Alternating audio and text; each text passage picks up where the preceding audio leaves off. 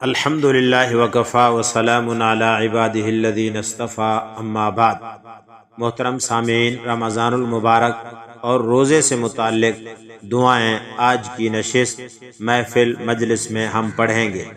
روزہ رکھنے کی نیت، وبصوم غد نویت من شہر رمضان، یہ نیت کے الفاظ ہیں، کوئی مسنون دعا حدیث میں موجود نہیں ہے، صرف دل میں نیت کر لی جائے تو بھی کافی ہے۔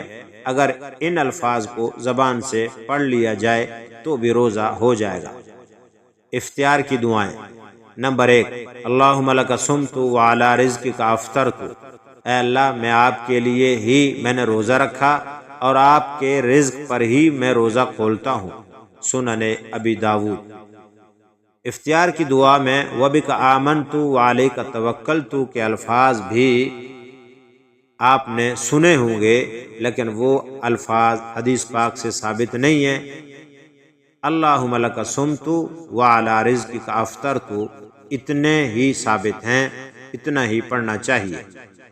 نمبر 2، اللہم انی اسألک برحمتک التی وسعت کل شیء ان تغفر لی، اے اللہ میں تیری وسیع رحمت سے آپ کی مغفرت اور بخشش کا سوال کرتا ہوں۔ نمبر 3، الحمدللہ الذی اعاننی فصمت ورزقنی فافطرت، تمام تعریفیں اللہ تعالیٰ کے لیے ہیں جس نے میری مدد فرمائی اور میں نے روزہ رکھا، نیز مجھے رزق بخشا تو میں نے افطار کیا۔ افطار کے بعد یہ دعا پڑھا کریں، ذهب الظمأ وابتلت العروق وثبت الاجر انشاء اللہ۔ سنن ابی داود۔ پیاس بجھ گئی، رگیں تر ہو گئیں اور اجر و ثواب اللہ تعالیٰ نے چاہا تو ثابت ہو گیا۔ اگر کسی دوسرے کے پاس افطار کریں تو یہ دعا پڑھیں، افطر عندکم الصائمون واکل طعامکم الابرار وصلت علیکم الملائکہ۔ ابو داود۔ روزے دار آپ کے پاس افطار کریں، نیک لوگ آپ کے پاس کھانا کھاتے رہیں اور فرشتے آپ پر رحمتیں نازل فرمائیں۔ تینوں عشروں کی دعاؤں کی وضاحت کے متعلق بھی تھوڑا سا سن لیں۔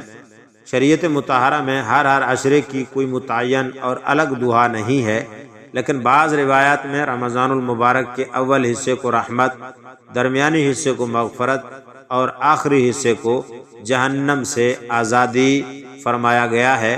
اس لیے اگر ہر عشرے میں ان کے موافق دعاؤں کا اہتمام کر لیا جائے تو بہتر ہے، اور بعض بزرگوں سے منقول بھی ہے، جیسے پہلے عشرے میں یا حی یا قیوم برحمتک نستغیث، یا پھر رب اغفر وارحم وانت خیر الراحمین۔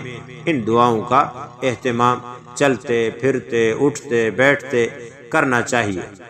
اور دوسرے عشرے میں استغفر اللہ ربی من کل ذنب واتوب الیہ، یا پھر استغفر اللہ الذی لا الہ الا هو الحی القیوم واتوب الیہ، یا اس کے علاوہ استغفار کے دیگر کلمات جو آپ کو یاد ہوں وہ دوسرے عشرے میں اٹھتے بیٹھتے چلتے پھرتے ہر وقت زبان پر جاری رکھیں۔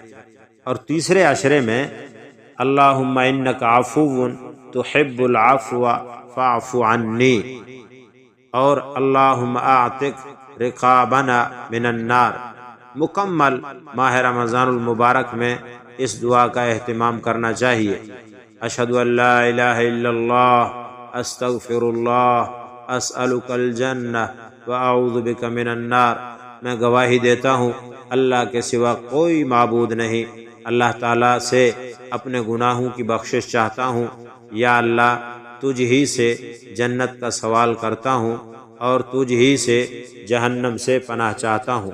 ان دعاؤں کے اہتمام سے انشاءاللہ آپ کی دعائیں قبول ہوں گی، اور ماہ رمضان کے تینوں عشرے بہت شاندار عالی شان گزریں گے۔ اللہ رب العزت سے دعا ہے اللہ تعالی رمضان کے تمام برکات، خیر، بھلائیاں، رحمتیں تمام امت مسلمہ کو نصیب فرمائے۔ وآخر دعوانا ان الحمد للہ رب العالمین۔